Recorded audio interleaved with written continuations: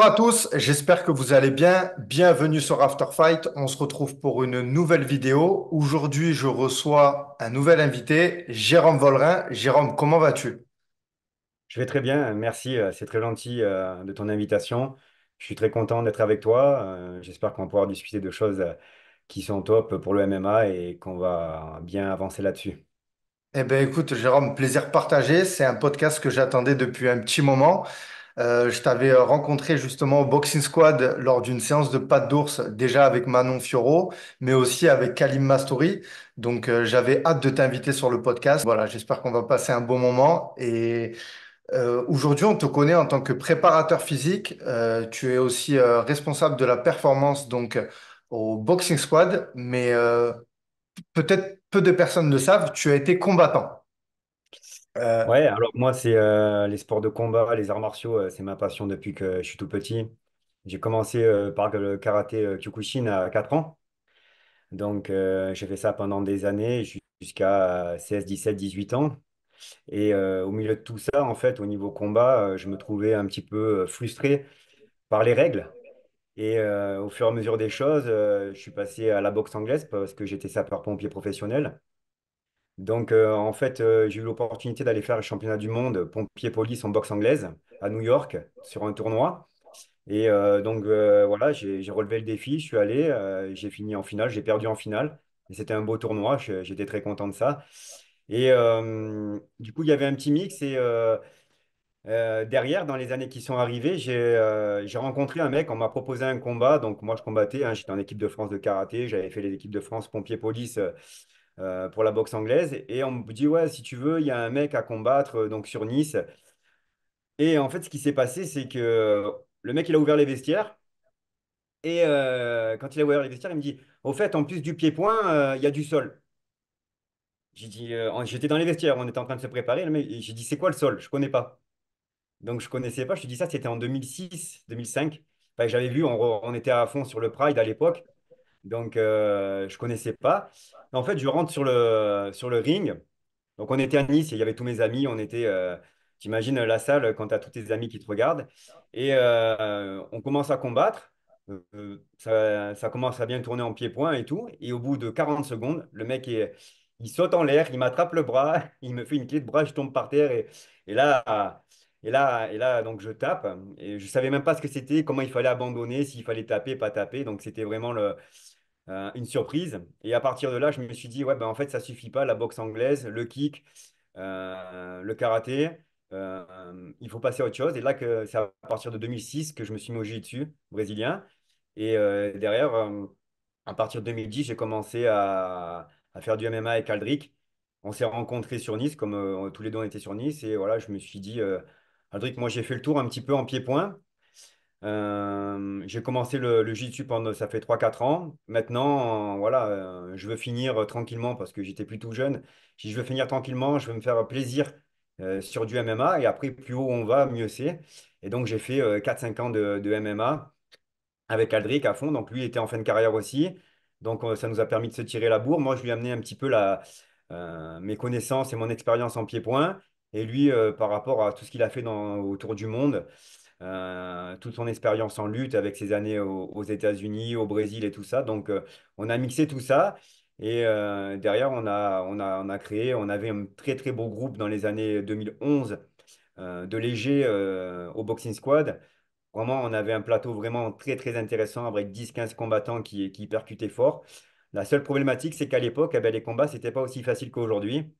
Donc, on avait du mal un petit peu à matcher les gars. Et donc, comme j'expliquais la dernière fois à Solid Mike, nous, c'était que du short notice. C'était bon, t'es prêt, la semaine prochaine, il faut aller combattre. Donc, les mecs, ils cutaient, nous, on pouvait pas cutter. Il y avait vraiment cette notion qui était compliquée. Donc voilà, après j'ai fait 4 combats pro en MMA avec 2 3 refus de combat qui avaient été au milieu de tout ça. Et donc après j'ai dit bon bah écoute maintenant il est trop tard. Et en même temps ma femme est tombée enceinte. Donc je lui avais promis que comme elle m'a toujours connu à faire des tournois, des combats à droite à gauche dans le monde. Donc j'ai fait l'Ukraine, les États-Unis et tout ça. Et elle m'a dit, et je lui avais promis, j'ai dit le jour où tu tombes enceinte, la compétition c'est terminé. Donc voilà, j'avais 33 34. Après, je n'aurais jamais fini à l'UFC, ça, il faut être conscient de ses capacités. Je voulais aller au Cage Warrior à l'époque, qui était le chose la principale avant l'UFC. Ben, je suis pas arrivé. Bah, écoute, c'est pas grave. Je pense que, on fait d'autres choses aujourd'hui. Et puis tout doucement, après, j'ai transféré au Jiu-Jitsu. Et je viens d'avoir l'année dernière ma ceinture noire du Jiu-Jitsu brésilien, donc 15 ans après. Voilà, donc les arts martiaux, ça reste en moi et depuis que j'ai 4 ans et aujourd'hui j'en ai 40. Donc ça fait 36 ans que je m'entraîne et je m'entraîne toujours. En tout cas, c'est vachement intéressant comment du coup, t'as fait la connaissance de ce sport et surtout, tu as été initié très vite en fait. T'as même pas eu le temps de préparer le combat. Tu me dis que ça s'est passé on t'a prévenu directement qu'il fallait aller combattre. Justement, est-ce que ce sport, avant même qu'on te dise qu'il y allait avoir une partie au sol dans ce combat, tu serais orienté vers le MMA? Est-ce que c'était Alors, un sport qui t'attirait?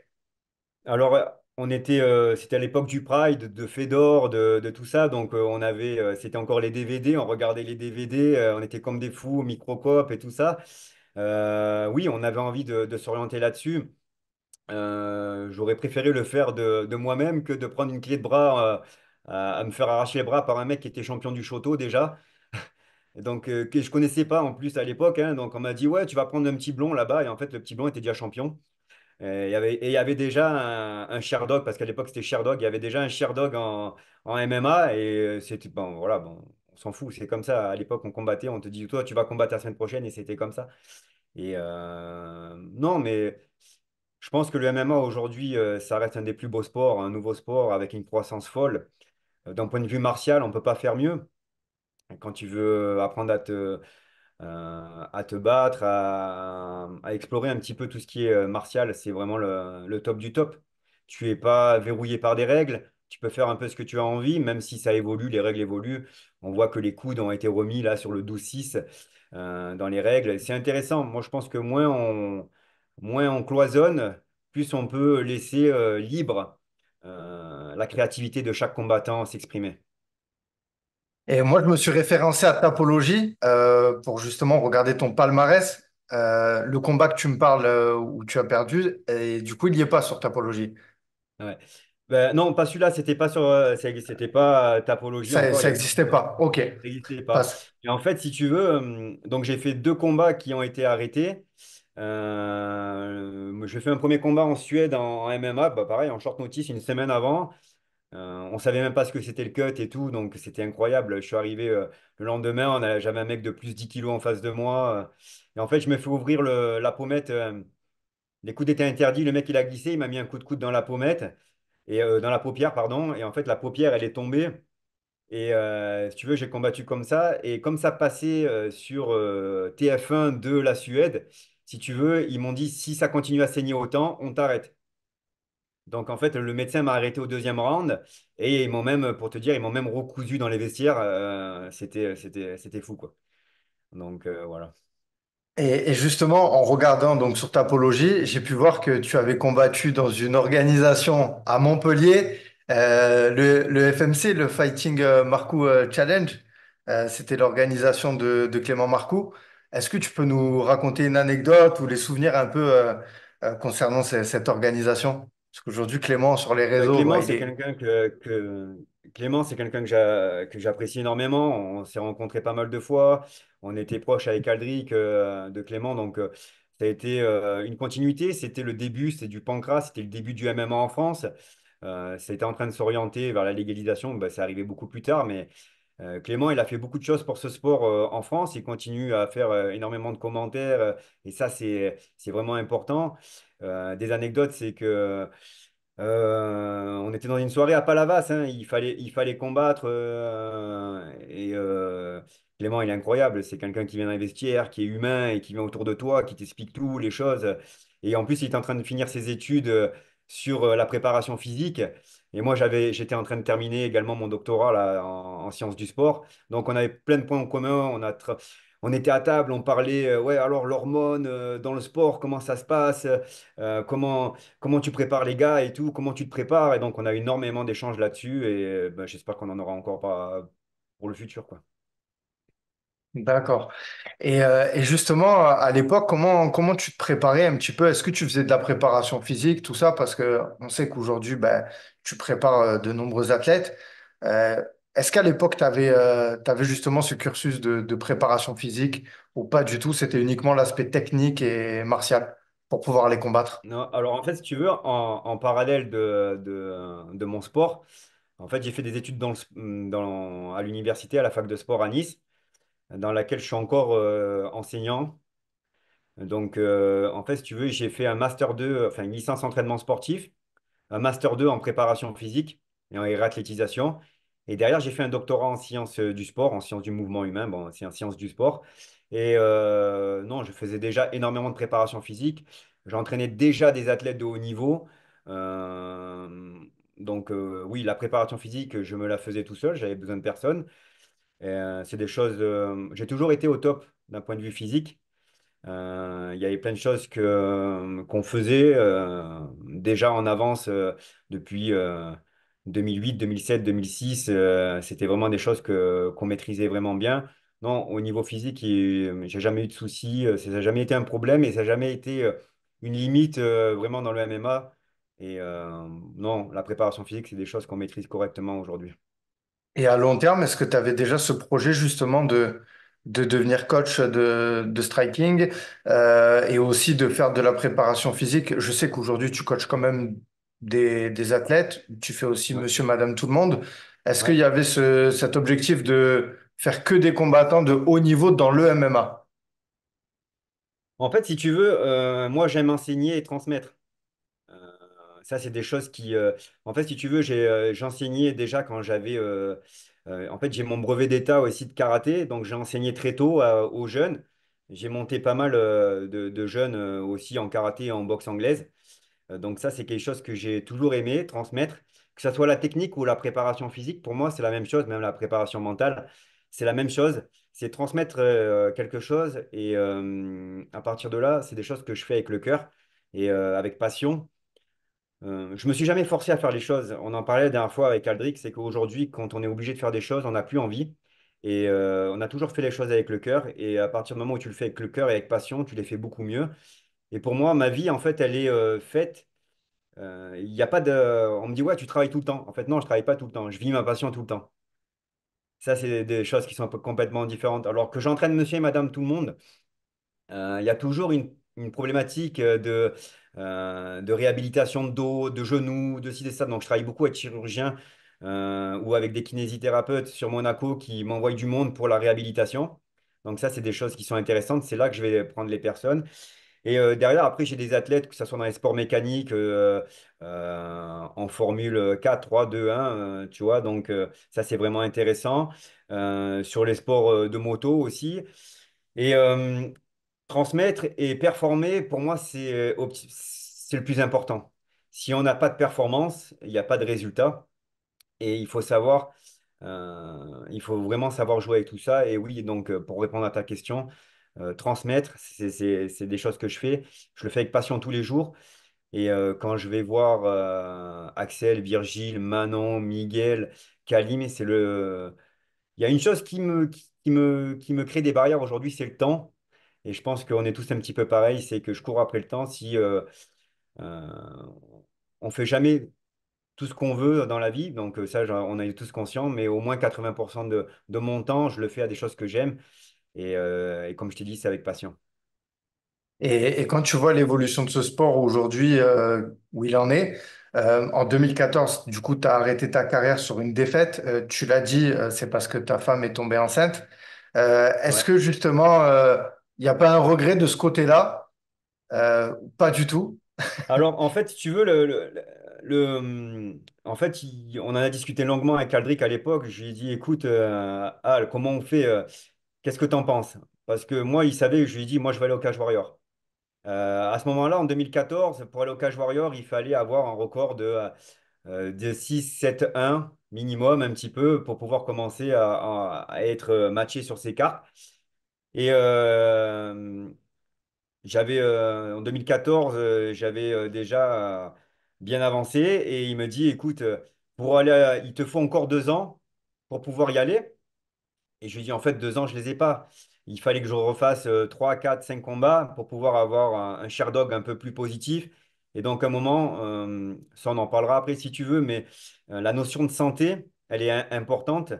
On sait que notre sport, il est magnifique, mais par contre, on sait que sur la santé, eh ben, on prend des coups dans la tête et il y a pas mal d'études qui montrent que eh ben, il faut faire attention à tout ça, il faut se prévenir.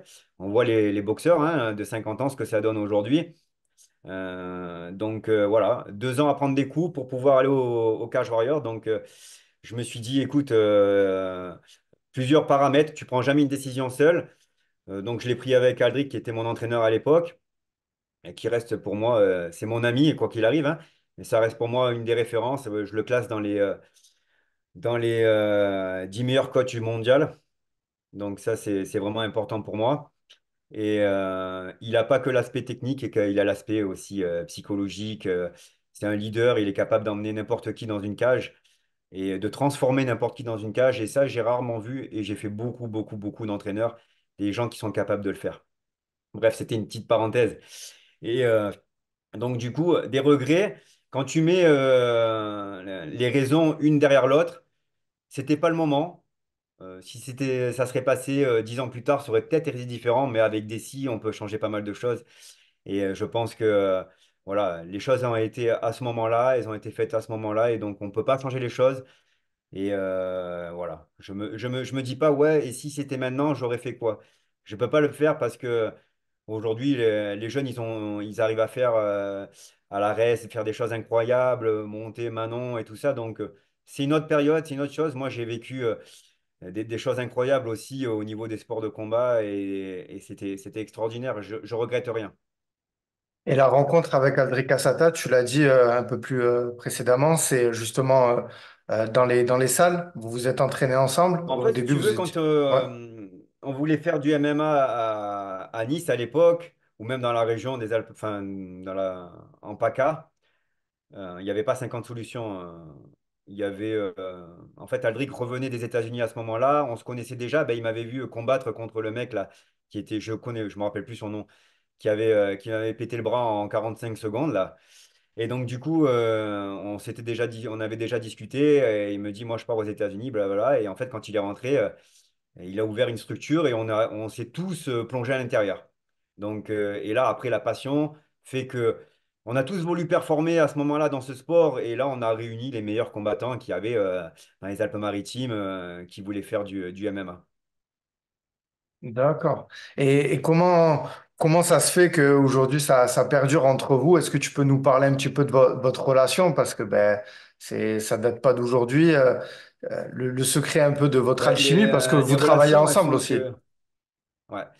Ben, Aldrich, je l'ai préparé pour ses combats aussi. Donc, il s'est créé une relation de confiance, une relation vraiment très proche, hein. On dit, c'est la famille, hein, Aldric, hein. Donc, on est toujours ensemble, on se fait confiance les yeux fermés.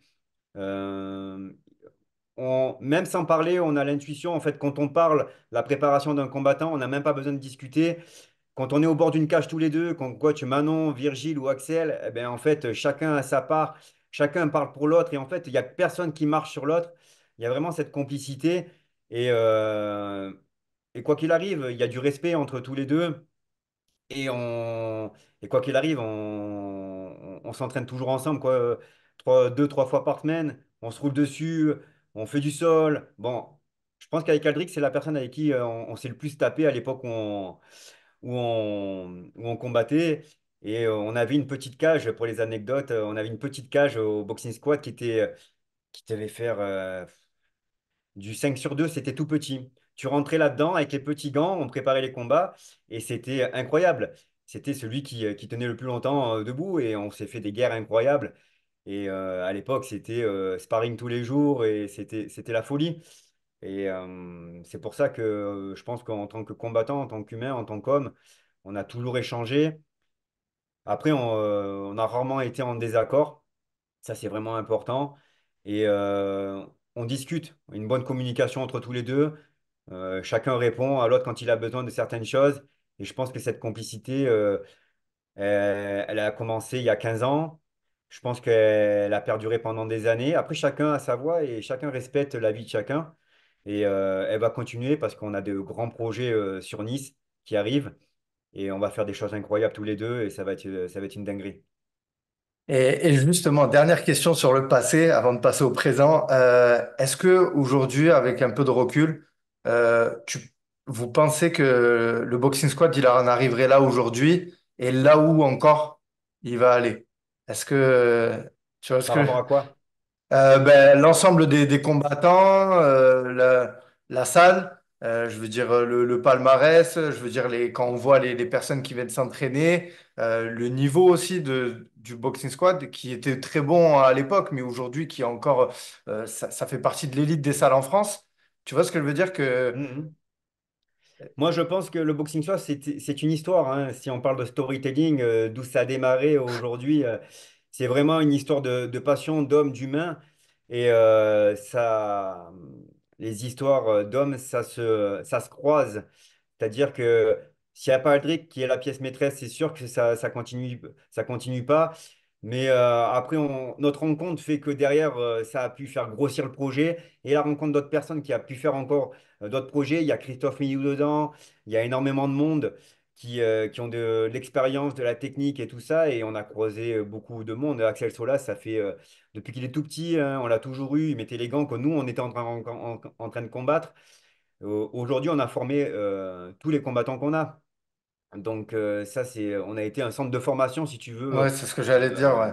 donc on a créé tout ça parce que nous, quand on combattait, je suis pas sûr, aujourd'hui, par contre, une chose qui est sûre, c'est que je suis pas sûr que le plateau de 70 qu'on avait à l'époque était pas plus incroyable, mais qui n'était pas équivalent au plateau d'aujourd'hui, sauf qu'on n'avait pas les mêmes entrées dans toutes les organisations d'aujourd'hui. Ça, Ouais, niveau, c'était ouais, les portes n'étaient pas ouvertes de la même n'était pas manière et ouverte, ouais. mais on avait une. Ben, aujourd'hui, on voit des Thibaut Colleuil, Miguel Haro qui, il y a 10 ans, 12 ans, qui étaient des, euh, des Formule 1, quoi. Qui étaient des Formule 1. On était tous en plein boom, on sortait tous de. Donc, c'était des choses à voir, mais on avait un plateau de 70 kilos qui était vraiment incroyable. Et justement, pour parler de ta vision du striking, aujourd'hui, c'est une question large hein, que je vais te poser, mais quelle est ta vision du striking étant donné que tu as cette responsabilité, tu tiens les pattes à Manon, Axel, enfin, et beaucoup d'autres athlètes au Boxing Squad. Pour toi, aujourd'hui, dans le MMA, quelle est ta vision du striking, Jérôme? Alors, jusqu'à certains niveaux, en fait, il faut comprendre le striking. Ça veut dire quoi? C'est-à-dire que il y a des bases à avoir, il y a des fondamentaux à bien comprendre. C'est ce qu'on essaye de faire le plus rapidement et le plus vite.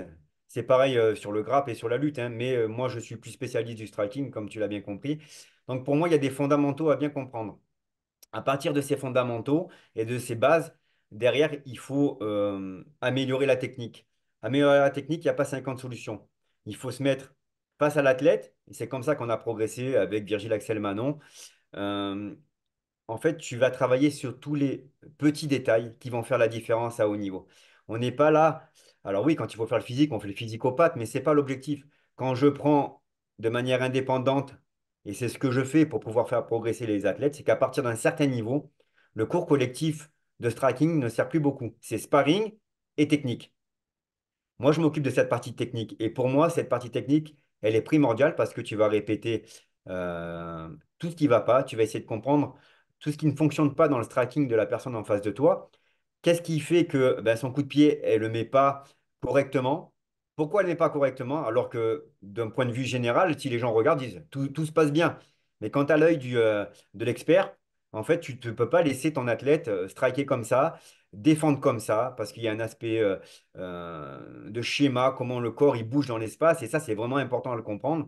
Comment tu déclenches ta force, d'où tu crées ta puissance, est-ce que tu crées ta puissance du membre inférieur, du membre supérieur, comment tu mets tes patates et comment tu reviens te protéger, qu'est-ce que tu crées derrière. Et ça, c'est seulement sur du one-to-one que tu vas l'améliorer. Et tous les athlètes sont différents, c'est-à-dire qu'en plus des bases, chaque athlète, et on les voit dans les comportements, hein. Tu le vois comment les mecs ils bougent dans une cage. Il n'y a pas un combattant qui est identique. Donc en fait, à partir d'un certain niveau, la pièce, elle se retourne, c'est-à-dire que c'est au préparateur ou au strike, enfin, responsable du striking qui va s'adapter au mouvement de l'athlète. Et si tu t'adaptes pas au mouvement de la tête, que tu essaies de le former comme toi, tu as envie qu'il se forme, là, tu perds ses qualités. Tu me suis? Bien sûr, tout à Par fait, tout à par fait. rapport à tout ça. Et en fait, à partir d'un certain niveau, je ne change plus la forme de corps de l'athlète, mais j'optimise la façon dont il bouge et ses qualités de puissance, ses qualités de vitesse et ses qualités de striking par rapport à tout ça. Moi, justement, j'avais eu la chance d'assister à une leçon de Manon au pas d'ours avec toi pour préparer, c'était le training camp de Rose Oui. Namajunas. Ouais, Et j'avais pu voir justement ces détails que tu es en train d'expliquer. J'imagine que tu fais de l'analyse vidéo aussi. on fait énormément. Alors moi, il y a deux choses, de voir si en fait si ton athlète a bien compris les choses, c'est de savoir s'il arrive à le répéter en sparring. C'est assez simple. On appelle ça dans le sport et dans les sciences du sport, on appelle ça un ancrage. En fait, si tu veux, si tu arrêtes le vélo demain, si tout va bien, si tu as appris à en faire, dans 15 ans, tu sauras refaire du vélo. En fait, Ouais. si tu as rentré techniquement les positions qu'on a travaillées, peu importe ce qui se passe au milieu, tu sauras les refaire. Et ça, c'est vraiment important. Donc, il faut ancrer ces techniques. Et pour les ancrer, il faut vraiment qu'ils soient adaptés. Donc, on commence à vitesse lente et après, on va les transposer au sparring. Donc, si tu veux, les gars, le matin, ils font le sparring avec les thèmes que l'on a mis en place. Et en fait, l'après-midi, avant de recevoir Axel, Manon, Virgile, Miguel et tous les autres, en fait, je regarde tous les sparring et je leur dis, voilà, aujourd'hui, on va bosser là-dessus parce que tu as fait notre boulot, ce qu'on a travaillé, ce qui est bien passé, mais par contre, il faut faire évoluer. Alors attention, hein, ce n'est pas une évolution qui va dire, je vais lui dire, il va falloir ramener ton coude de 5 degrés. Parce que plus tu montes en niveau, moins tu as besoin moins tu as besoin, plus les gens sont précis, et toi, plus tu as besoin d'être précis. Donc je vais lui dire, écoute, ta position de bras, elle est bien, mais il faut la monter de 5 centimètres. Ton crochet, il va falloir que tu tournes ton crochet plus rapidement, mais que tu reviennes plus bas sur ta main. Tu comprends? Et en fait, on va travailler là-dessus. Donc, par rapport à ce qu'on a analysé sur la vidéo du sparring du matin ou du avant-hier, en fait, on va composer l'entraînement et en fait, on va fonder nos capacités techniques par rapport à ça. Ouais, c'est vraiment millimétré sur des détails.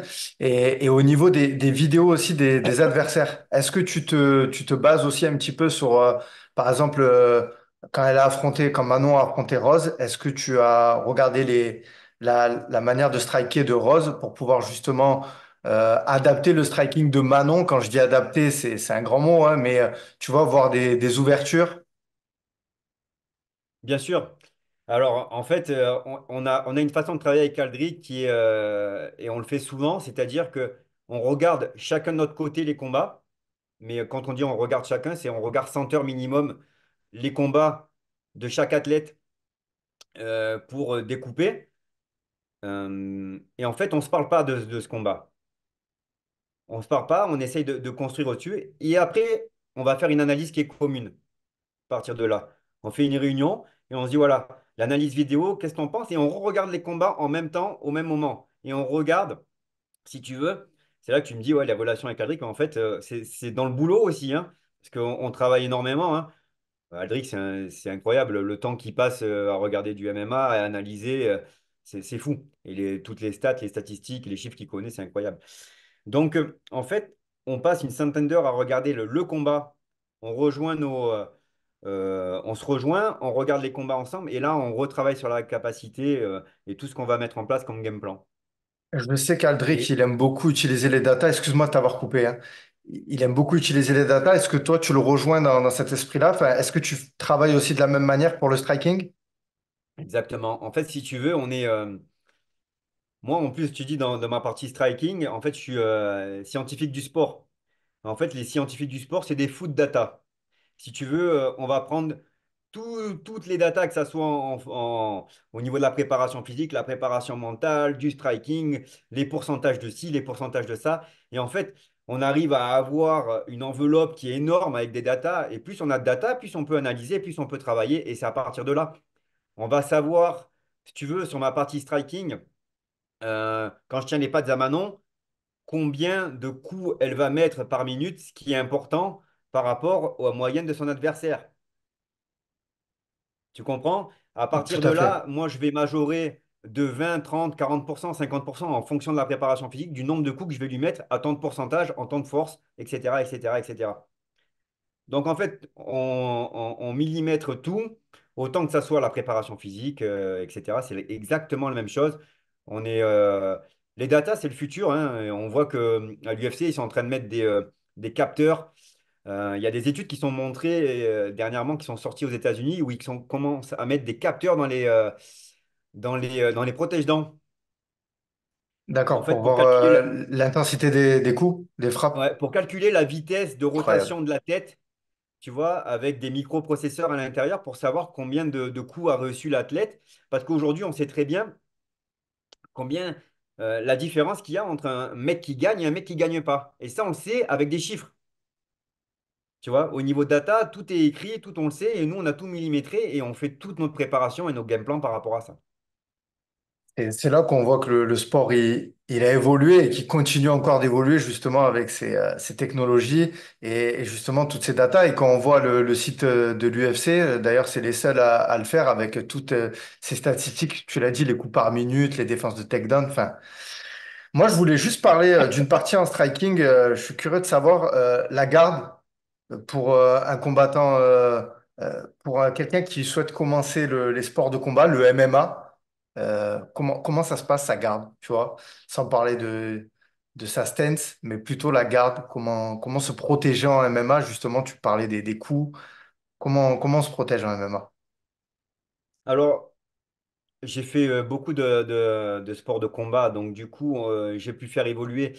En fait, il y a des choses qui sont vraiment différentes dans chaque sport. Euh, il y a une chose qui est vraiment spécifique au MMA, c'est les distances. Je différencie, j'explique ça à tous les athlètes de haut niveau, c'est qu'à partir d'un moment, il faut comprendre ces zones. Pour moi, il y a différentes zones. Et une zone principale, c'est la zone dans laquelle tu es en sécurité. Tu es loin, tu prends pas de coups, mais ça ne veut pas dire que tu n'y es pas près de ta zone qui est plus près. Cette zone qui est plus près, c'est cette zone 4. La zone 4 où tu vas être en travail de jambes. Et après, au fur et à mesure où tu vas te rapprocher. Et en fait, moi, je différencie toutes ces zones, donc 0, 1, 2, 3, 4, 5. Et donc, sur ces zones, on va faire un travail qui est complètement différent. Et en fait, tu vas avoir une garde qui est différente en fonction de la zone dans laquelle tu vas te trouver.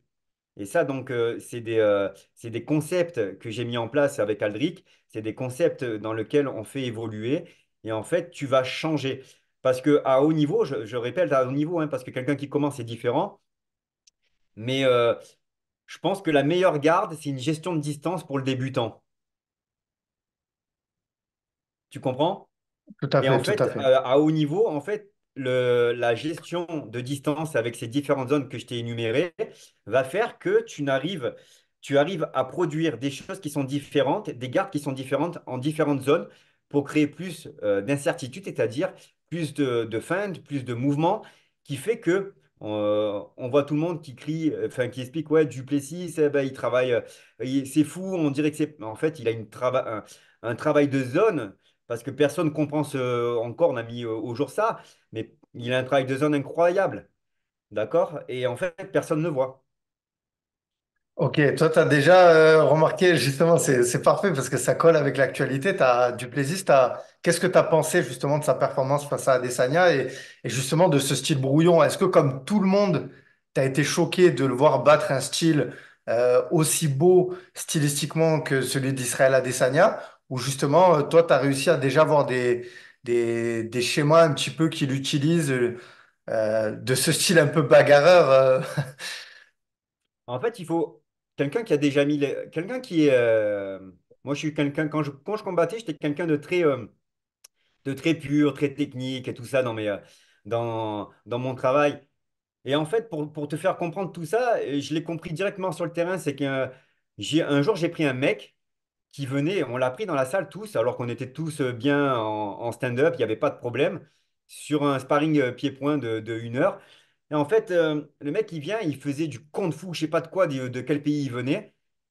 Et en fait, c'est le mec qui m'a le plus touché. Et il envoyait des coups tout fuckés dans n'importe quel sens et tout. Et là, tu te dis, oh là, mais en fait, mon système, il marche que sur un certain type de combattant. Donc, D'accord. en fait, ton cerveau, en défense et en attaque, il est habitué à un certain style de combattant en face de toi. C'est pour ça que ce style brouillon, euh, il est vraiment. Bah, après, il est typique à chacun, hein, mais il est difficilement contrable parce que tu n'attends pas. Et en fait, ces gens avec qui tu as mis les gants pendant 10, 15 ans, qui ont un style vraiment spécifique et qui ont l'habitude de voir ces styles spécifiques, quand tu rencontres un mec qui est complètement différent, comment tu fais venir, quand tu fais un training camp, quand tu prépares un mec, essayes de faire venir un mec qui correspond à peu près au style de l'autre. Qui c'est que tu fais venir pour faire un style de début de Duplessis? C'est Ouais, compliqué. c'est très compliqué, ouais. Tu vois ce que je veux te dire? Donc en Bien fait, sûr, tout à fait. ce non-style fait un style qui est complètement embêtant pour les combattants. Ouais. Ouais, je te rejoins, hein. C'est vrai que c'est un peu que ça me fait penser un peu à Jiri Prochaska. Il y avait Tony Ferguson à l'époque aussi qui avait ses styles, Exactement. mais, euh, mais on sait que face à des strikers et des lutteurs, ils arrivaient quand même à trouver des chemins. Mais là, vraiment, Duplessis, c'est un gros point d'interrogation. Enfin, moi, je suis impatient de voir la suite pour Ouais, lui. Est-ce que. moi aussi, Ouais. je suis vraiment impatient de voir la suite et on va voir un petit peu ce que ça va donner dans la catégorie. Maintenant, j'aimerais qu'on aborde un petit peu le sujet de la préparation physique. Pareil, je vais te poser une question large. Quelle est aujourd'hui, toi, la vision de la préparation physique avec tout ce que tu as enseigné pour le MMA, bien évidemment, ce que tu as pu en tirer de ton parcours dans tes études, de ton doctorat, et comment aujourd'hui tu arrives à l'impliquer dans le combat pour tes athlètes, le Ok, transférer. ok. Ce qu'il faut comprendre, c'est que aujourd'hui, que ce soit dans tous les sports, on parle de modèle de performance. C'est-à-dire, en fonction de quels paramètres tu vas pouvoir être le meilleur, pour faire simple. Et là-dedans, dans ce modèle de performance, tu vas incrémenter, enfin rajouter chaque paramètre qui vont être déterminants pour ta performance. Comme je te disais, on était fanat de data. Aujourd'hui, on continue à tendre sur des data. C'est-à-dire que l'UFC publie tous les 3 4 ans les refs, les statistiques de leurs combattants qui gagnent pas. Alors, on parle de striking pur, mais on parle aussi de performance. Aujourd'hui, on sait les tests qu'ils font, les valeurs dans lesquelles ils arrivent à performer. Et du coup, on va découper cette préparation physique et nous, on va avoir, comme tu as un plan de carrière, tu as un plan de carrière au niveau de la préparation physique aussi. Et pareil pour la préparation mentale. Quand tu as un jeune de 15 16 ans qui commence à performer, tu ne peux pas lui dire que dans 2 ans, tu dois être comme un combattant UFC au niveau des perfs. Donc, toutes ces performances, on appelle ça un plan de carrière sur la prépa physique. En fait, tu vas créer et tu vas améliorer de tant de pourcentage par an certains paramètres. Donc, les paramètres principaux, on sait que c'est les capacités cardiovasculaires, donc c'est la VO2 max.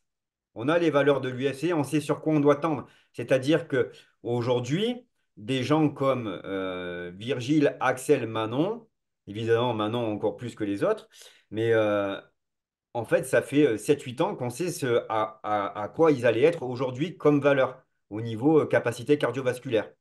Parce que ça fait 7-8 ans qu'on construit leur physique. Donc, on voit des athlètes comme Axel et Virgile, aujourd'hui super secs, super affûtés, parce qu'en fait, fait pas qu'un an qu'ils font de la préparation physique, ça fait 10 ans.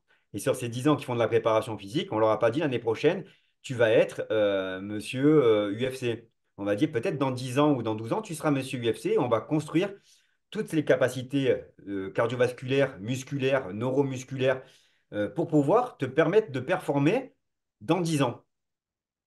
Et en fait, en préparation physique, alors c'est pas vendeur hein, sur les réseaux, hein, ça on est d'accord, hein. C'est-à-dire que on veut que tu sois fort, rapide et puissant le demain. Sauf que les qualités neuromusculaire, d'explosivité, ça se fait pas en 2 jours, hein. Ça se fait pas en 2 jours. Et c'est des choses qui se construisent à la fois avec le travail de renfort, à la fois avec le travail d'explo et de force, mais c'est des choses qui se construisent sur du long terme. Et à tout ça, on va venir mixer les capacités techniques. Parce que tu es capable peut-être d'exprimer ta force et ta puissance max sur du travail en direct, sur du gauche-droite, tu es peut-être très puissant, mais tu es peut-être très mauvais sur du crochet. Donc, c'est pas parce que tu vas faire des écartés très lourds et que tu vas travailler, tu vas dire, ouais, je vais être meilleur, mais en fait, c'est tes capacités techniques qui vont freiner tes capacités physiques. Donc, il est important de faire un développement qui soit cohérent, c'est-à-dire ça ne sert à rien d'être monsieur préparation, je suis le meilleur en préparation physique, mais par contre, je ne vaux rien en capacité technique. Il faut faire évoluer les deux paramètres de manière linéaire et de manière parallèle, pardon. C'est Et bien ça, parce que pour moi, c'est important. t'anticipes ma prochaine question. C'était justement à quel niveau tu mets comment tu arrives à justement joindre les deux, tu vois, pour arriver à ce qu'on appelle le prime d'un athlète, tu vois, que le niveau physique soit au meilleur. Et pareil pour la technique, tu vois, ça me fait penser à Georges Saint-Pierre qui lui disait que c'est très dur d'arriver à avoir la balance tout au long de sa carrière et d'arriver à un prime où on a les deux au même niveau. Toi, aujourd'hui, comment tu fais, on va dire, ou comment tu essaies avec quels outils tu mets en place pour pouvoir essayer d'arriver à mettre ça en place sur tes Alors, futurs après, athlètes? pour finir juste la question d'avant, des jeunes athlètes, il faut leur donner des bases. Des jeunes athlètes, il faut qu'ils soient, enfin des jeunes, je ne parle pas des jeunes de 15, 16 ans, même si la musculation et les coordinations, elles sont importantes à ce moment-là. On peut faire du travail d'explosivité. Il faut savoir que dans les universités américaines, à partir de 12 ans, nous, on a toujours entendu, il ne faut pas faire la muscu, mais en fait, la muscu, ça se fait de manière cohérente. Et c'est partir quand le garçon commence un petit peu à avoir la puberté, les hormones, la testostérone qui commence à bien fonctionner, c'est à partir de ce moment-là qu'il faut faire de la musculation. Je ne te dis pas de soulever 3 fois le poids de corps, hein, mais c'est à partir de ce moment-là qu'il faut créer de l'explosivité. Sinon, après, tu cours après pendant 20 ans derrière.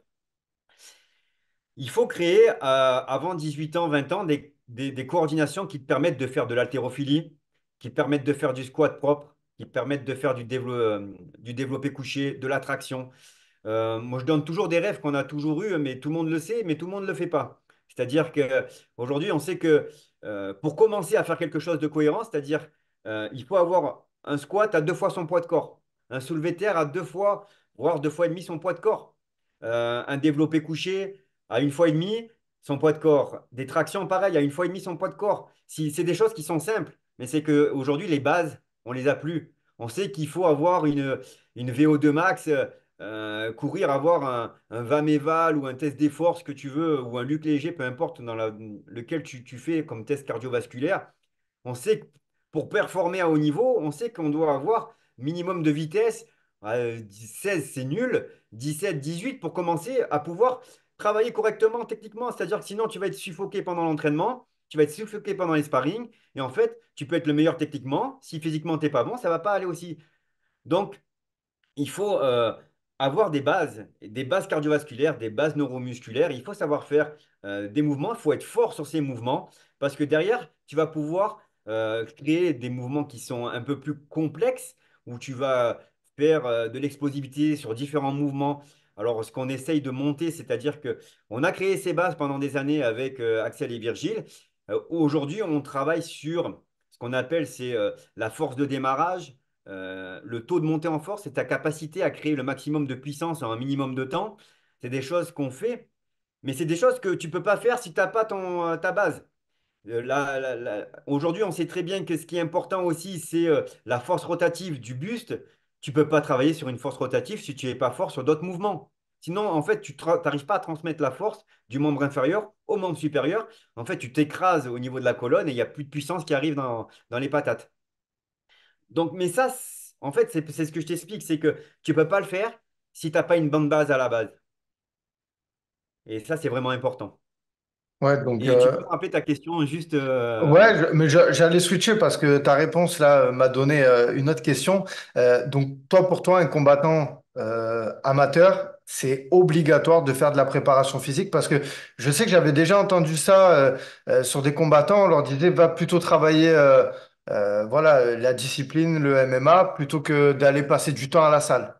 Tu vois ce que je veux dire aujourd'hui? Peut-être Ouais, les ouais, combattants je s'ils sont comprends très mal, bien ce que tu tu dis. vois? Alors, en fait, si tu veux, c'est un gros questionnement qu'on entend beaucoup. Euh, ouais, arrête de faire de la prépa, va faire de la technique, en gros. Reste Ouais. sur ton tapis. Alors, c'est pareil. Moi, je suis jamais du oui ou non, si tu veux. Et c'est pareil pour tout. La préparation physique, oui ou non, je marcherai jamais dans ce sens-là. Et il faut comprendre, en fait, tout est des outils. Et tout se module en fonction. Tu me parlais tout à l'heure de niveau. Et en fait, c'est pareil. C'est pour quel niveau technique par rapport à quel niveau physique.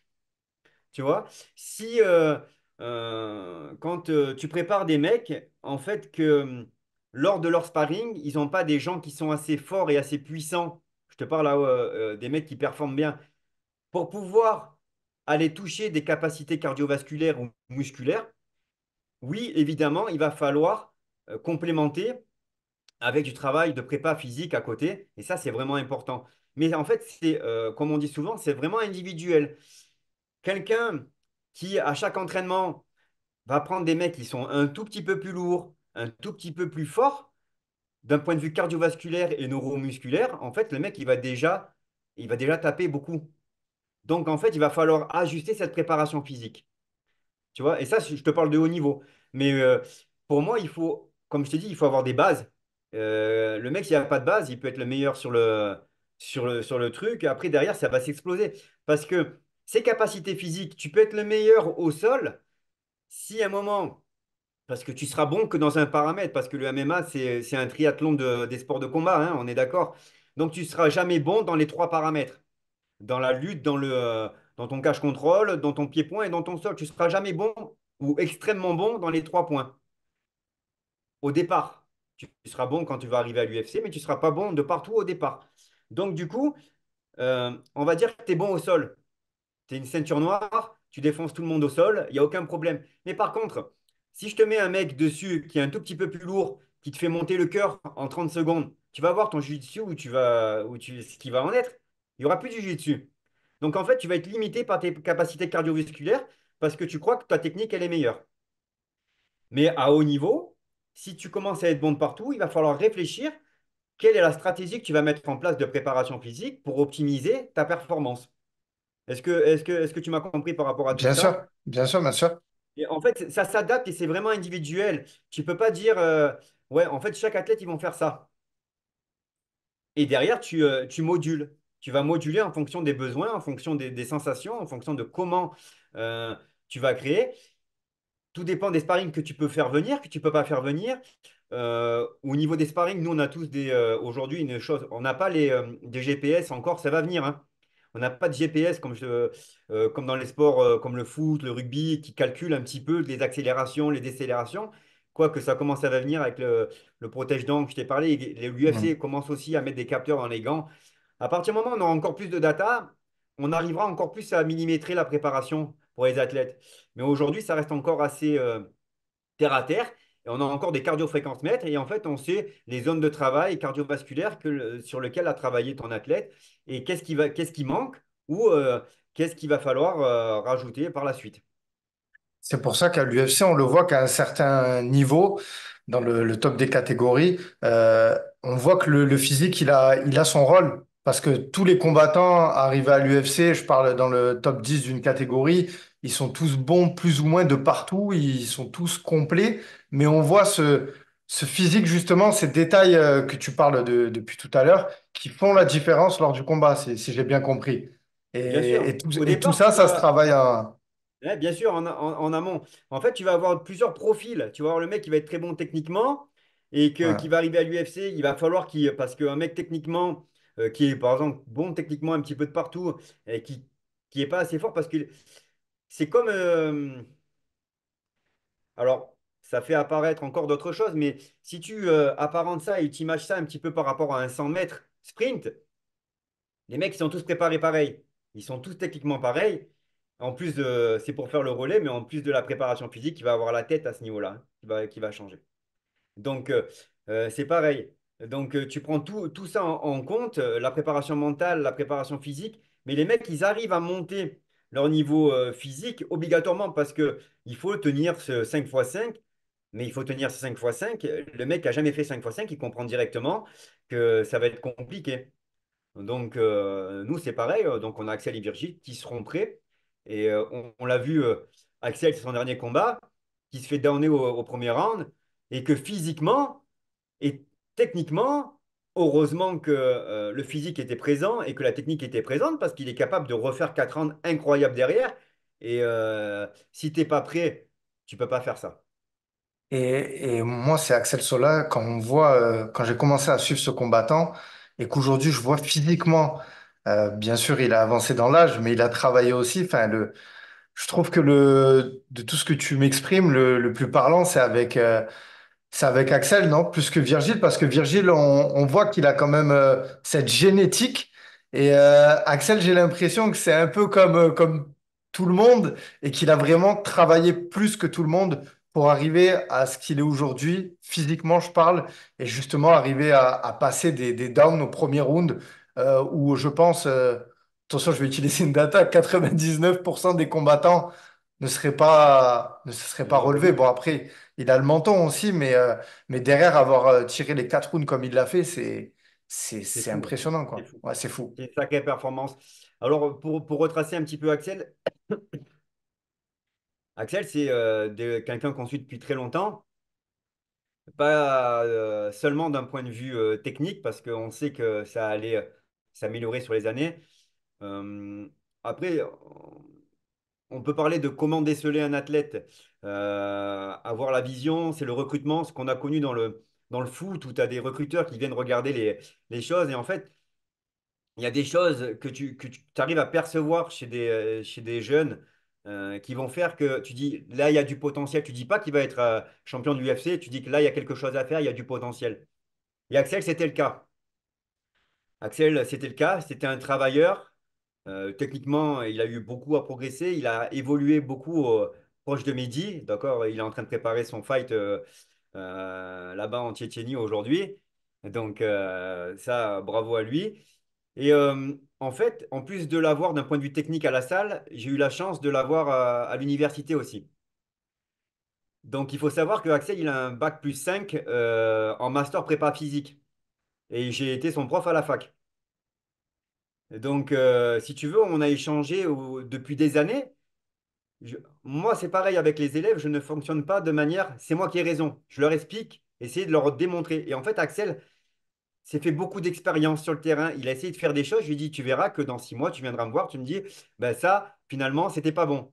Et en fait, il a eu beaucoup d'expérience. Et pour moi, c'est important. Aujourd'hui, il sait comment se préparer. Je suis derrière, je regarde, hein. Attention, je ne laisse jamais faire tout les yeux fermés. On est derrière, on regarde. Et surtout, moi, j'ai cette analyse. Et on a cette grosse discussion par rapport à la préparation physique. Oui, on a utilisé beaucoup de méthodes. On a fait évoluer ces méthodes en fonction de ce qu'il avait besoin. Mais il faut savoir qu'il a des connaissances incroyables sur chaque modèle de performance, sur chaque modèle de comment se préparer, et il sait le faire. On en discute souvent, on sait à peu près tous les jours ou tous les 2 jours au téléphone pour savoir ce qu'il en est. Et on évolue comme ça. Mais oui, Axel, c'est un gros travailleur, c'était quelqu'un qui avait du gros potentiel. Et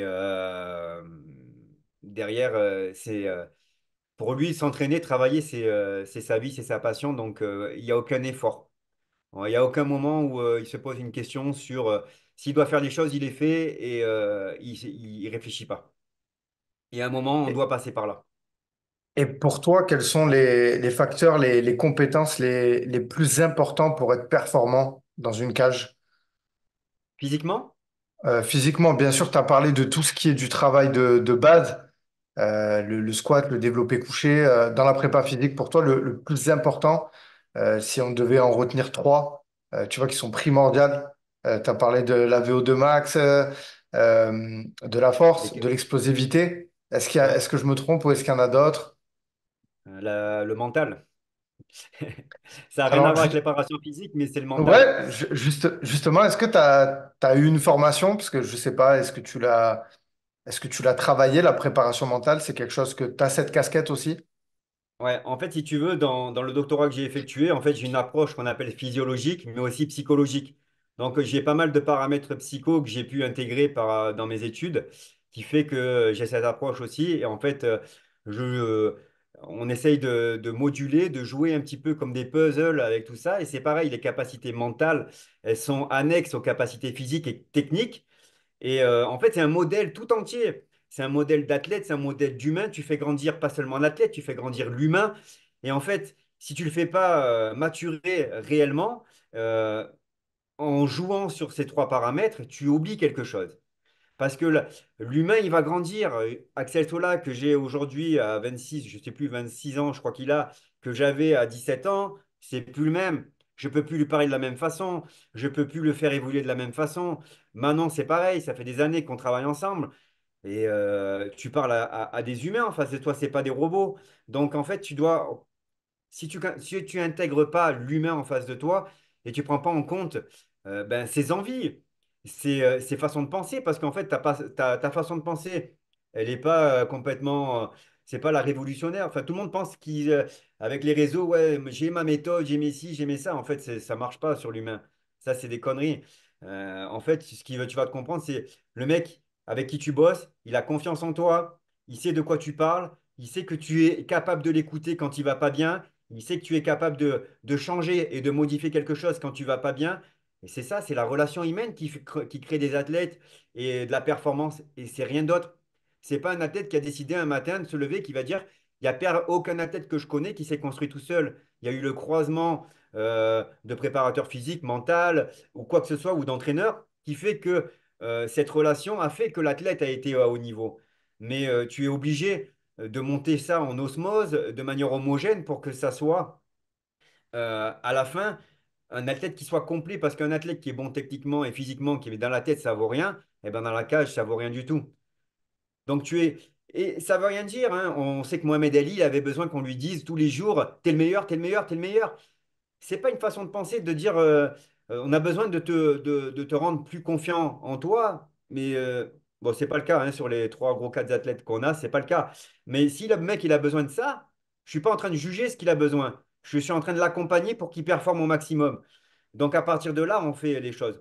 On juge pas les gens, on essaie de les pousser sur leur performance, et c'est que la relation humaine et la compréhension de la relation humaine.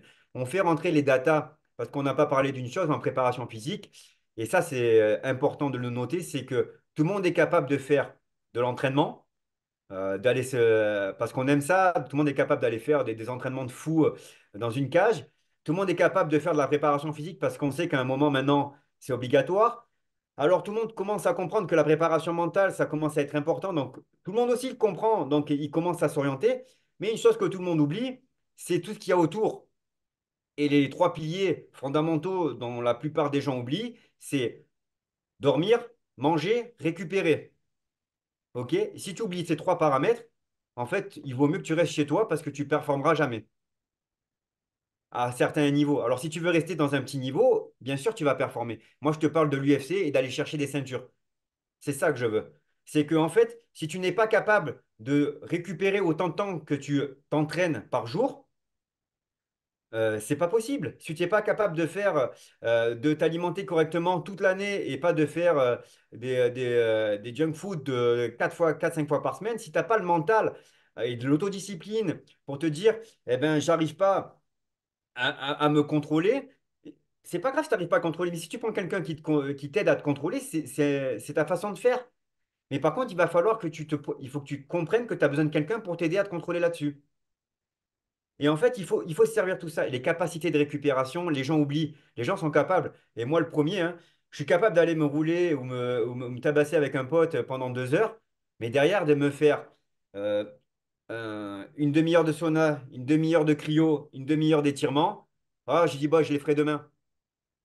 Et en fait, le mec qui va performer, c'est le mec qui va répéter cette capacité de récupération, cette capacité en fait, parce qu'on sait qu'aujourd'hui, pour bien récupérer, Le plus important, c'est manger, dormir et tout ce qui va, les petits paramètres, le sauna, la cryo, certains massages. On le sait aujourd'hui, c'est écrit dans la littérature scientifique, il n'y a pas de problème là-dessus. Mais combien sont capables de le faire et combien de fois par semaine? Et ça, Et c'est c'est important.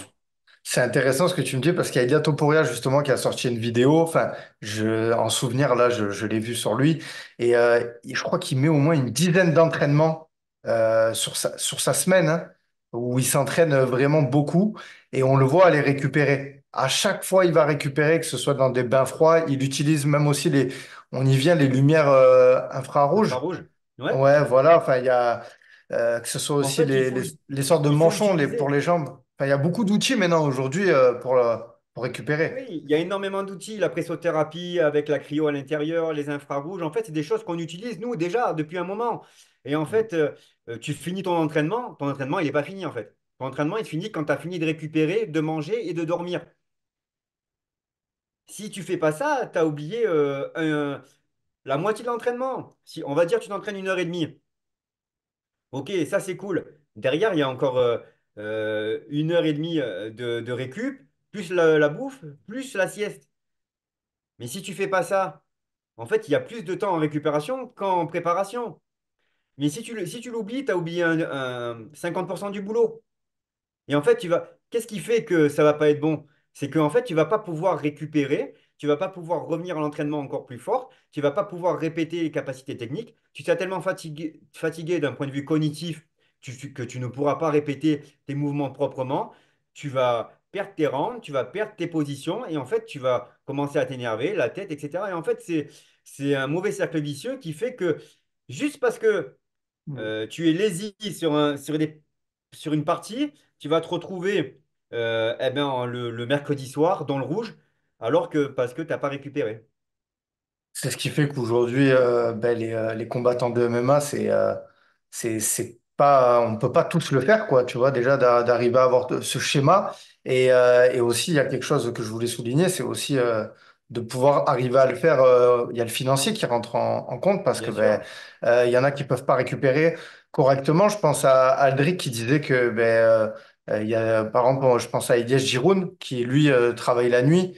Donc, au niveau, il s'entraînait la journée, il faisait de la prépa physique et la nuit, il n'avait pas un sommeil complet. Donc, je veux dire, c'est des paramètres justement qui, des fois, à cause aussi du système de la société, qui font que les combattants d'MMA, ils peuvent en plus. Tu vois ce que je veux dire? Ouais, Donc, je suis complètement d'accord avec toi. Alors après, on rentre dans un autre débat. ouais, Il y a une thématique aujourd'hui. Alors déjà, le sport a été légalisé. Le sport commence à être de mieux en mieux. Mais aujourd'hui, Ilyes, qui est pour moi un des meilleurs Français dans sa catégorie, avec un style incroyable. Et on le voit à l'entraînement, c'est fou ce qu'il arrive à faire. C'est un combattant que j'adore voir combattre. Et même en sparring, je me régale. ouais. Euh, Malheureusement, c'est comme dans beaucoup de sports, il n'y a que le haut du gratin qui vont arriver à gagner leur vie. Et encore, l'aspect financier, ça reste encore une grosse problématique. Tu peux pas, tu vas arriver à vivre du MMA si, si tu es en haut, si tu es au milieu que tu essayes de monter, c'est très compliqué. Et passer le gap, il est encore plus compliqué. Donc, ça, pour moi, ça reste une barrière. Et, mais après, il y a des barrières qui peuvent être un petit peu aidées, mais le sommeil qui est une des choses primordiales, ça va être le socle, hein. Le sommeil, l'alimentation, ça reste le socle de la récupération. Si tu n'as pas le temps de faire le reste, le sommeil et l'alimentation, c'est déjà le primordial. C'est pour Mais ça c'est vrai que que, quand tu oui, travailles la pardon. nuit, il n'y a rien de pire que de travailler la nuit pour la récupération. Et c'est pour ça qu'on voit que l'UFC met en place des instituts. Je pense à l'UFC Performance Institute, le PI. Toi, aujourd'hui, tu fais tout ça, tout ce qu'on a un peu parlé au niveau des capteurs, enfin, pour les athlètes, à Monaco, donc au World Class Fitness Club, c'est ça, c'est à Monaco. Ouais, Est-ce que tu as, ouais. toujours été là-bas? Aujourd'hui, est-ce que là-bas, tu as tous les outils que tu souhaites? Ou est-ce qu'il te manque des choses? Enfin, est-ce que tu vois une Alors, progression World Class possible? Monaco, à la base, c'est un club de fitness haut de gamme. Euh, moi, j'étais sur Nice avec le boxing et du coup, j'ai eu une opportunité d'aller travailler là-bas. Aujourd'hui, je suis manager de tout ce qui est partie sportive et on a beaucoup d'outils, beaucoup de facilités. On a un ring, alors c'est vrai que c'est simple au niveau des datas d'en prendre quelques-unes.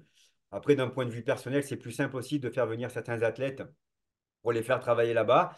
Mais je pense que dans le futur, il y a des choses qui vont se créer rapidement avec des grosses structures et où on va faire associer les quelques beaux noms avec beaucoup de performances, beaucoup de.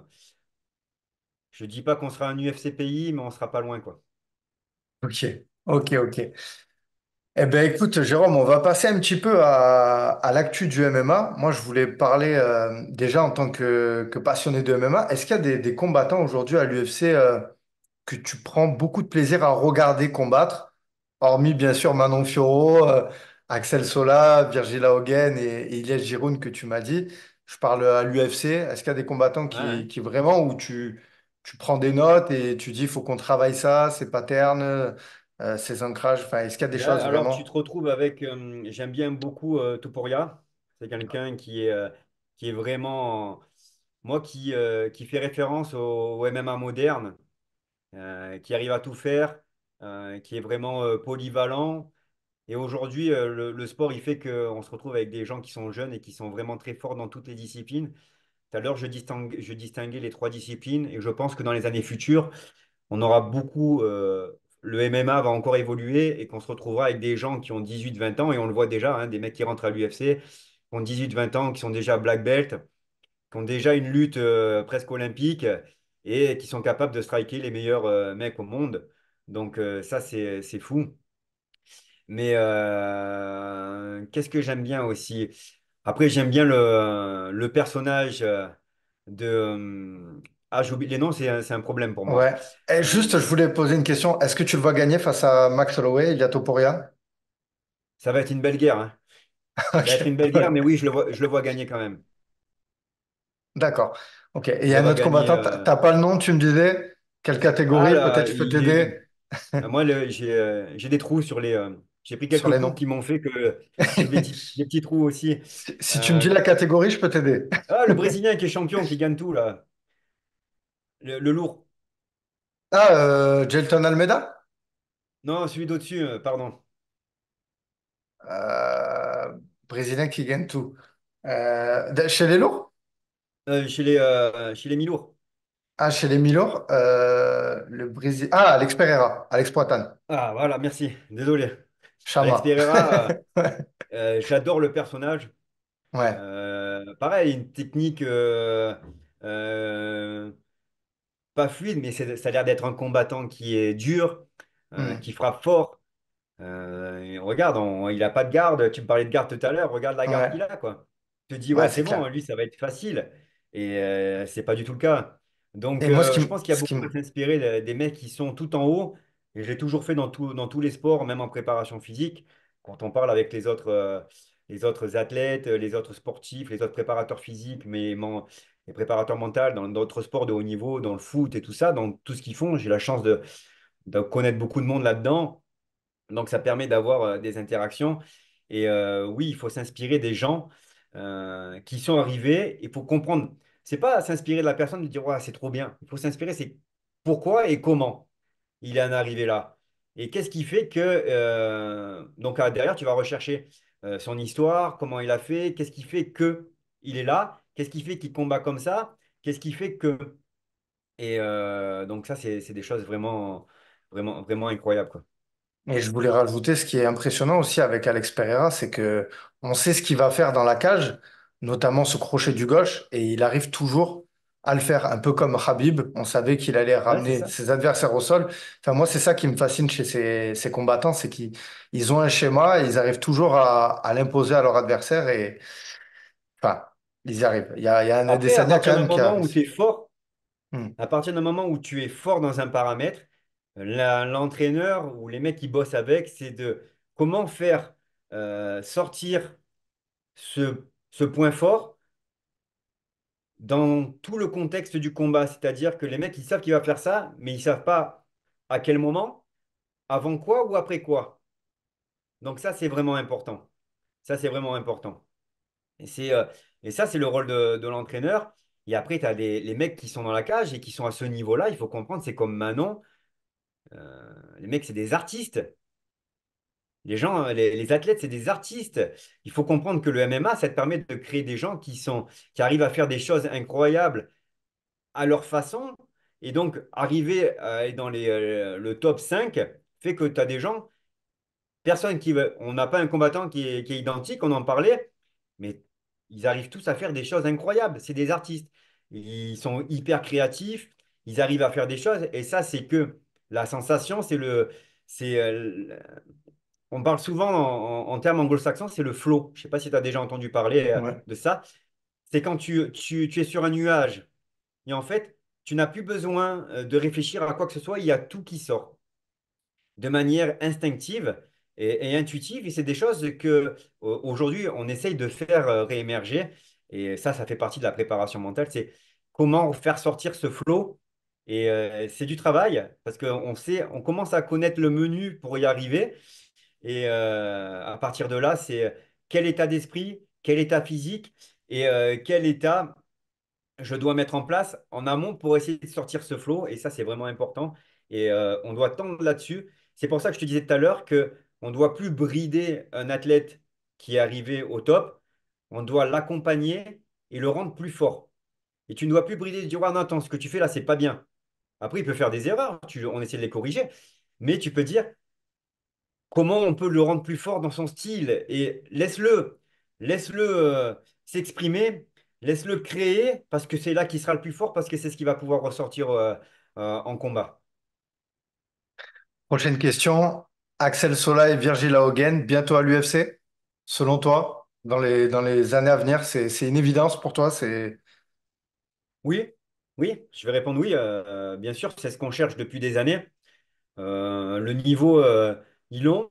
Il y a des choses à peaufiner encore. On bosse dessus hein, depuis un moment. Et nous, on n'a qu'une. Après, on dit souvent, aujourd'hui, c'est plus aussi difficile qu'avant d'aller à l'UFC. L'important, c'est pas d'y aller à l'UFC. L'important, c'est d'y rester. Donc, pour nous, y aller, c'est presque sûr. Je ne mets pas un pourcentage dessus parce que j'ai pas envie de me tromper. Mais l'essentiel derrière, c'est que je veux qu'ils y restent. Et Aldric, on en a déjà parlé. Y aller, c'est une chose. Y rester, c'en est une autre. Et performer, c'en est encore une autre. Donc nous, on veut que Axel et Virgile, ils y aillent avec les armes, parce qu'après, en fonction des catégories, alors la catégorie Axel, c'est les 70, c'est compliqué, hein. On sait que je crois qu'ils sont combien? 70, 72 dans sa catégorie qui sont signés à l'UFC, donc c'est énorme.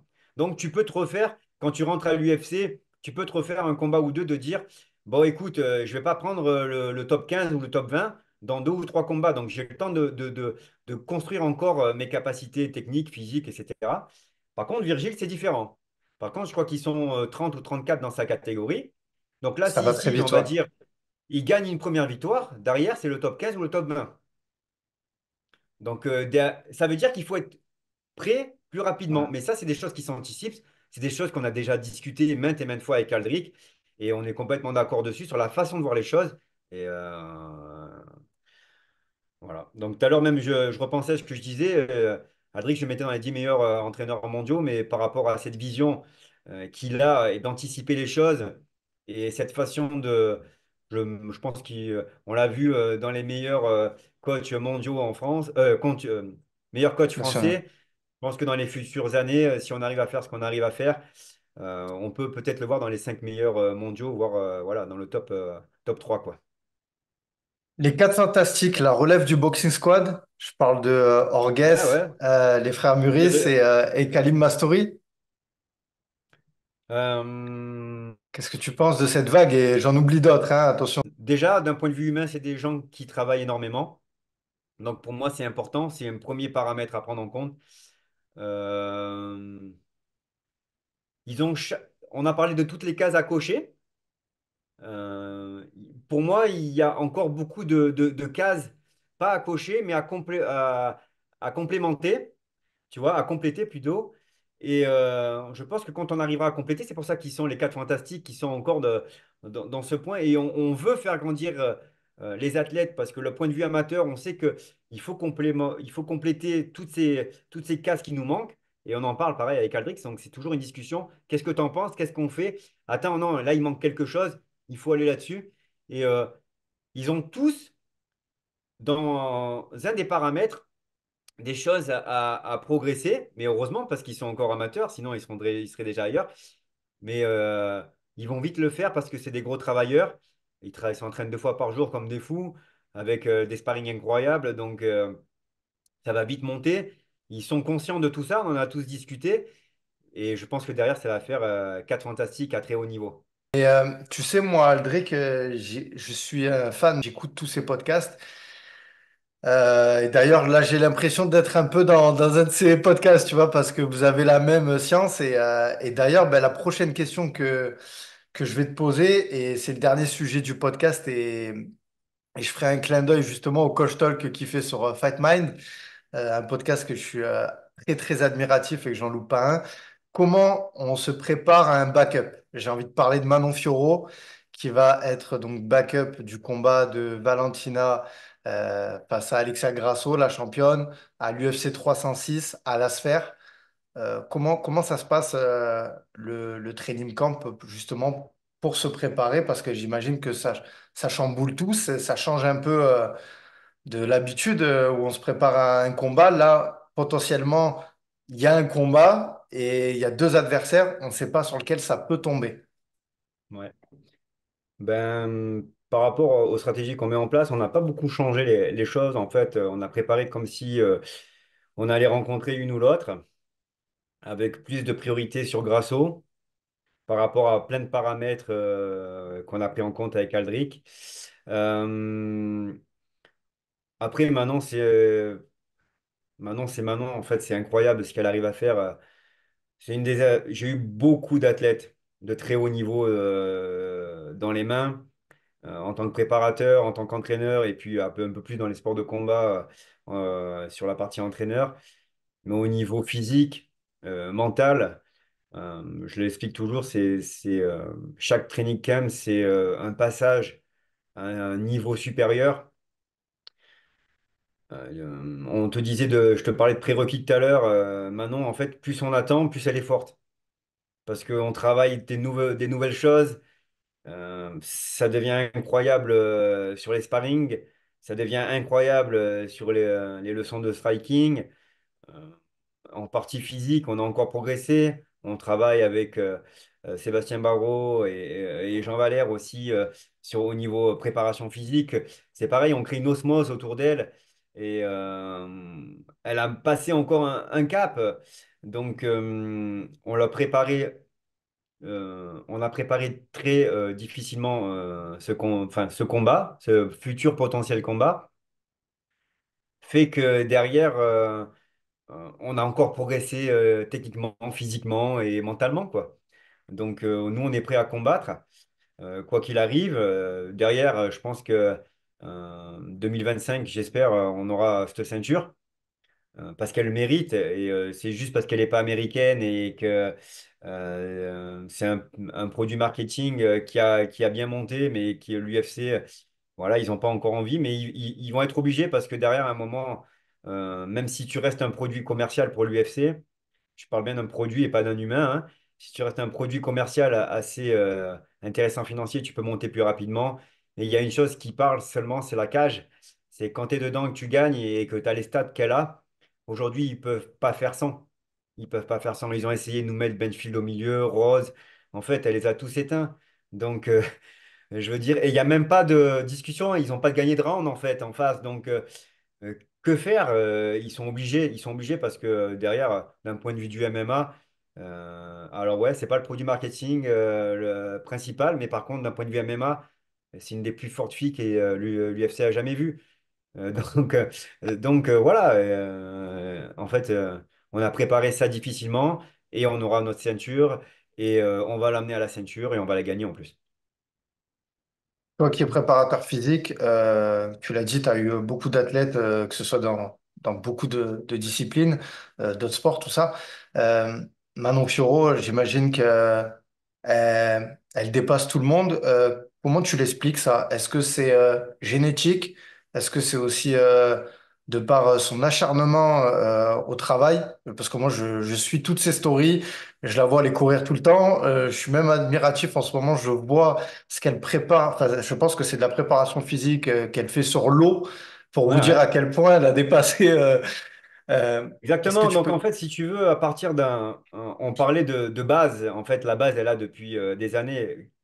Si on doit réfléchir et comprendre Manon, en fait, si on enlève son côté fort psychologique, je te parle de son côté physique et génétique. Il s'est créé déjà parce qu'elle a une très bonne génétique, ça c'est sûr et certain, euh, par ses parents. Derrière, en fait, elle a toujours fait du sport très jeune. Et en fait, il y a des âges qui sont clés. Aujourd'hui, on le sait sur le développement de l'humain.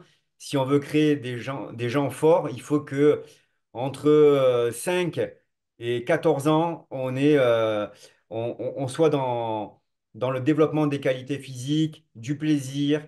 Et en fait, tu rends des athlètes qui sont polyvalents et qui arrivent à tout faire. Et c'est là qui c'est vraiment important. Et c'est là qu'il faut passer du temps sur le tapis. C'est là qu'il faut passer du temps dans d'autres sports. Aujourd'hui, on sait que avant 10 ans, 12 ans, il ne faut pas non plus se cloisonner à une activité, mais il faut en faire beaucoup plus. Euh, et en plus de ça, derrière tout ça, il y a le travail. Donc, tu ajoutes génétique, période cruciale entre 5 et 13, 14 ans, un peu plus 12, 13 ans pour la fille, vraiment avec du travail en snowboard, du travail en karaté, vraiment des mouvements qui sont différents, qui lui ont appris des coordinations qui sont différentes, de la force différente. Et derrière, tu rajoutes du travail. En fait, tu as un combo qui est magnifique. Tu as un combo qui est magnifique. Et derrière, pour elle, c'est ce que j'expliquais, elle est au top niveau. On parle de récupération, maintenant, c'est la personne avec laquelle c'est le plus facile de travailler sur, tu lui dis, bon, il faut récupérer, il faut faire ci, il faut faire ça. Alors, elle arrive à un niveau, on en parlait tout à l'heure, où elle peut le faire financièrement et techniquement, parce qu'elle fait plus que ça. Mais en tout cas, si on doit avoir une ref, c'est elle qui est la meilleure en récupération. Elle se fait masser, elle se fait la cryo, elle se fait le sauna, elle se fait la presso. Et ça, c'est tous les jours. Elle dort bien.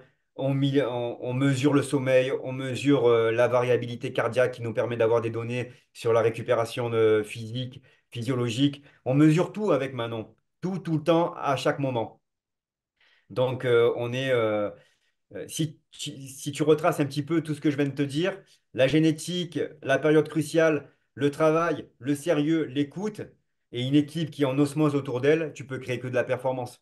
Aujourd'hui, ce qui est beau de voir, c'est que ben, elle motive tout le club. Elle est en train d'élever le boxing squad. Je veux dire parce que c'est elle qui, on peut le dire, qui draine tout ce vivier de Bien sûr, combattants. Et je parle à échelle nationale, hein, parce que aujourd'hui, c'est elle qui est la plus proche de la ceinture. Et quand on voit son parcours à l'UFC, bien que c'est une femme et que je sais que les fans de MMA, on regarde plus les hommes, il faut le dire. Mais aujourd'hui, c'est elle qui a le plus beau parcours à l'UFC, quoi. bien sûr. Tout ce qu'elle a fait comme victoire, la façon dont elle s'est imposée, Elle a battu une légende. etc. Elle a battu une Et donc, légende. du coup, il n'y a personne qui est en face. Et techniquement, ce qu'elle arrive à faire, enfin, après, on compare homme-femme, mais c'est pas la problématique. La force d'un homme et la force d'une femme, etc. Enfin, pour moi, il y a même pas de comparaison à avoir. Et techniquement, par contre, il y a pas de différence. Techniquement, il n'y a pas de différence. Quand tu fais faire un sparring avec des endroits, tu demandes des techniques et tout, il n'y a aucune différence. C'est juste que, en fait, on est dans du sport spectacle et comme ça tape et qu'il y a moins d'impact et qu'il y a moins de ci et qu'il y a moins de ça, c'est normal. Mais d'un point de vue technique, il n'y a aucune différence. Aucune différence. Et même des fois, du coup, comme il n'y a pas cette capacité physique à engendrer des. Et puis, à engendrer des, j'allais dire de la force, mais moi qui tiens les pattes à Manon, celui qui prend sa gauche en ligne, n'importe quel mec sur Terre qui prend sa gauche en ligne dans le visage, en fait, il tombe par terre, il est KO. Et donc, c'est pour ça que des fois, quand je tiens les pattes à Manon, que je tiens les pattes à beaucoup de gens, franchement, la force, elle est pas loin d'un mec, quoi. Donc, même si c'est pas équivalent, je suis en train de me poser la question, mais tu vois, donc, il n'y a pas beaucoup de différence. Et non, la comparaison, il n'y a même pas de comparaison à voir. Elle est incroyable. Elle est Et, incroyable. et toi, Jérôme Vollerin, à titre personnel, tu la vois aller jusqu'à où, Manon, sportivement? Bien sûr, marquer l'histoire du sport français, elle est déjà en train de le faire, mais à l'échelle mondiale, est-ce que tu la vois être double champ? Est-ce que tu la vois faire Moi, combien je de pense défenses qu'elle de peut tout titre à peu faire. près? Ouais. Moi, je pense qu'elle peut gagner ce ceinture, la défendre, monter de categ. Elle est capable de tout faire, hein. Elle est capable de. Il faut savoir qu'elle est physiquement. On peut progresser sur certains paramètres pour la faire monter de catégorie. Donc, oui, on est capable d'aller au-dessus. On est capable de défendre. On peut même. Enfin, elle est capable de faire plein de choses, quoi, au niveau du MMA. Je pense qu'elle va marquer l'histoire du MMA. Eh ben, écoute, depuis quelques jours, moi, enfin, qu'il y a eu la news qu'elle était backup, je croise les doigts qu'une des deux ne passe pas le poids. Voilà. Ouais. Donc il y Écoute, a quelque chose. Bien que je souhaite pas le on mal sera à aux Las fighters. Vegas, on sera prêt. On va partir avec la même équipe que d'habitude et on sera autour d'elle pour l'accompagner. Ok. Jérôme, on arrive à la fin de l'interview. Chez Afterfight, à chaque fin d'interview, il y a le five. C'est 5 petites questions préparées spécialement pour toi. Es-tu prêt? Vas-y, Fighter ou coach? coach, Préparation physique ou coach de striking? striking, Alexia Grasso ou Valentina Shevchenko? Si tu devais en choisir Grasso, qu'une seule. Ok. Grasso. Ton meilleur souvenir dans le MMA?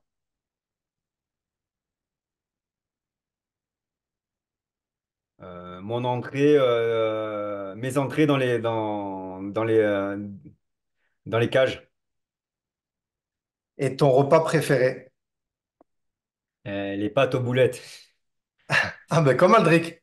Eh ouais, c'est pour ça qu'on s'entend bien. Eh ben, super. Ben, écoute, Jérôme, je me suis vraiment régalé. C'était un plaisir de t'écouter. J'ai pas vu le temps passer. Je te remercie vraiment pour le temps que tu m'as accordé. C'était vraiment un plaisir de t'inviter. C'est un podcast, voilà, que tu étais dans les noms et c'était indispensable que je t'invite. Mais il y a quand même 2 petites questions que je voulais te poser avant de clôturer. Ça, c'est à titre personnel et je vais faire profiter la communauté. Je sais que ta femme est Ouais. diététicienne. Aujourd'hui, toi, comment tu fais pour améliorer ta santé au quotidien et quels conseils tu donnerais? Et je parle à monsieur et madame tout le monde.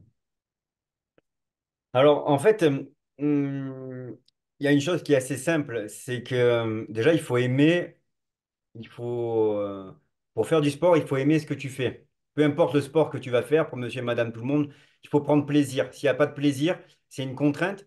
Et on a tous des contraintes dans la vie de tous les jours qui sont incroyables. Quand tu prends de l'âge, tu as les enfants, tu as le boulot. Et en fait, pour trouver du temps pour faire le sport, c'est assez compliqué. Donc, tu le prendras seulement si ce que tu fais, ça te fait plaisir. Déjà, ça, c'est la première chose, c'est le plaisir, c'est le numéro un. Ensuite, quand tu fais la transition, que tu as été athlète, peu importe, que tu as performé à un moment, peu importe le niveau, hein, que tu as fait un petit peu des compétitions et qu'à un moment, tu cherches la performance, quand tu es en compétition, peu importe, tu cherches la performance en te comparant aux autres. Tu combats par rapport à quelqu'un, tu vas jouer au foot contre l'équipe de quelqu'un, en fait. Et en fait, pour rester en bonne santé et rester vraiment dans cette idée, il faut plus chercher la comparaison à autrui, à quelqu'un d'autre, mais il faut essayer de se performer à soi-même. C'est-à-dire, il faut se challenger tous les jours, il faut être meilleur que soi-même hier. Et ça, c'est vraiment important. Le 1% en plus par jour, il est vraiment important.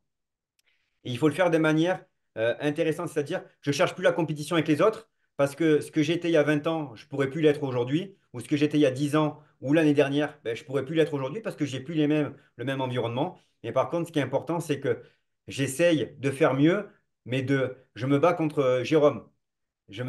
Quand je m'entraîne tous les jours parce que j'adore le sport. Moi, je vis dedans et c'est vraiment quelque chose que j'ai. Mais on n'est pas tous faits comme moi. L'essentiel, c'est pas de dire je vais faire mieux que l'autre. parce qu'il y aura toujours meilleur que soi. À un moment T, dans un instant donné, je vais aller courir, il y aura, tu prends mon niveau de course, il est complètement inférieur à d'autres personnes et supérieur à d'autres personnes, mais ça veut rien dire. Par contre, par rapport à moi, est-ce que j'ai fait mieux que ce que je fais d'habitude? Et ça, c'est important. Et si tu veux rester un petit peu dans le game et en bonne santé, moi, ce que je parle de game, c'est en bonne santé, c'est se challenger soi-même et plus challenger les autres. Euh, Après, il y a le côté psychologique, c'est éviter on peut se faire mal musculairement, mais on peut plus se faire mal physiquement. C'est-à-dire que des fois, on dépasse la douleur. Mais c'est pas la douleur musculaire. La douleur musculaire, on est tous capables de sprinter, monter, on a mal aux jambes, ça nous crame, on peut continuer un petit peu. Mais s'il y a un genou, une hanche, un dos qui commence à siffler, là, il faut faire attention à sa santé. Et quand on est combattant, on l'oublie un peu parce qu'on vit dans la douleur. On a des douleurs de manière tous les jours et en fait, tu peux pas vivre combattant sans douleur, ça n'existe pas. Et quand tu repasses dans la vie de tous les jours, tu es quand même un petit peu, il faut faire un petit peu attention à ça. Et le corps est bien fait, il te donne des alarmes, il faut les écouter. Et quand c'est musculaire, pas de problème. Quand ça commence à être articulaire ou sur du cartilage, il faut faire attention. Et évidemment, dormir correctement, même si je me lève tous les jours à 5 heures.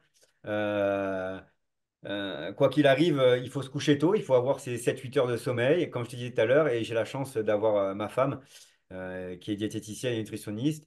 Et pour nous, la nourriture, c'est comme le sport, ça s'éduque très tôt.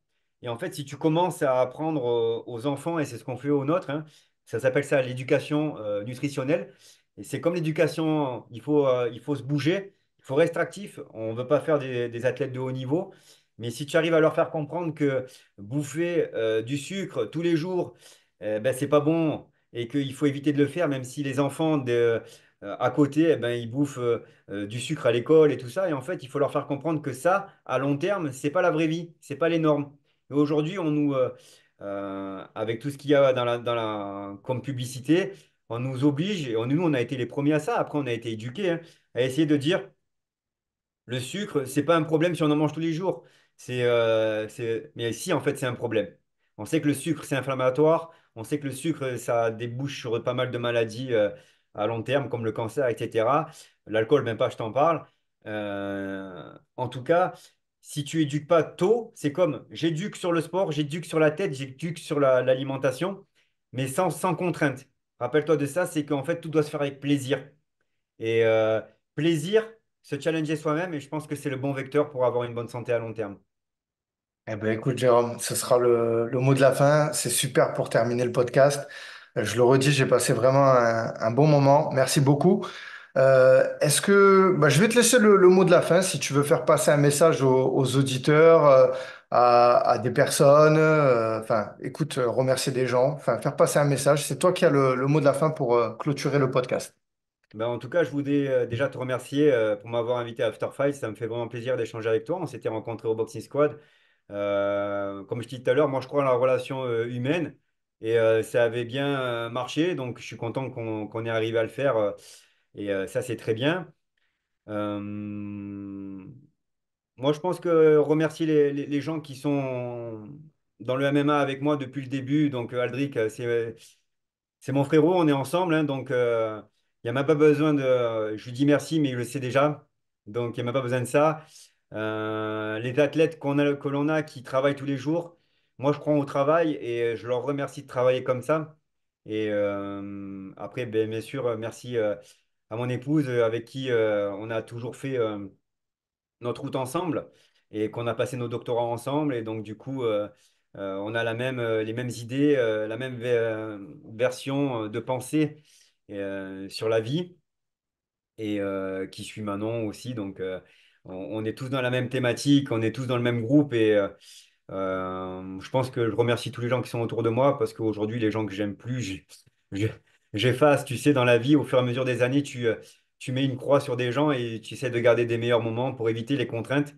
Et je remercie juste les personnes qui sont tous autour de moi parce qu'ils m'amènent beaucoup de choses, que ce soit en amitié, en amour ou d'un point de vue professionnel. C'est des gens que j'apprécie et c'est grâce à eux et à mon travail que je suis là aujourd'hui. Et c'est tout.